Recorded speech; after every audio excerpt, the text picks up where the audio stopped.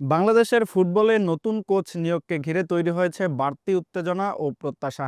বাংলাদেশের football federation Bafufe জানিয়েছে, জাতীয় দলের দায়িত্ব নিতে বিশ্বের বিভিন্ন প্রান্ত থেকে ৩০০-রও বেশি কোচ আবেদন করেছে।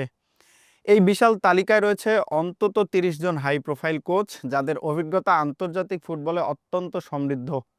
তবে সবার নজর কেড়েছে ব্রাজিলিয়ান কোচ রোজেরিও মিকালে, যিনি ২০১৬ সালে রিও অলিম্পিক এ ব্রাজিলকে ঐতিহাসিক গোল্ড মেডেল জিতিয়েছিলেন।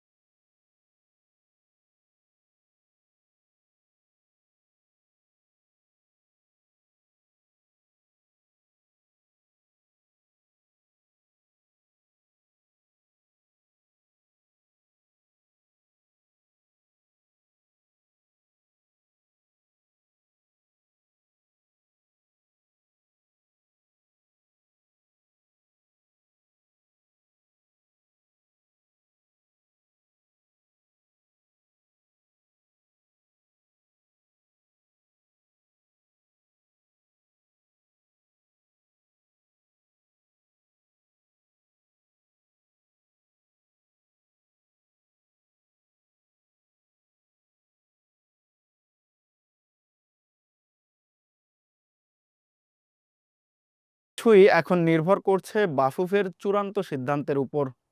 এত বিপুল সংখ্যক আবেদন থেকে কাকে বেছে নেওয়া হবে, সেটাই এখন বড় প্রশ্ন।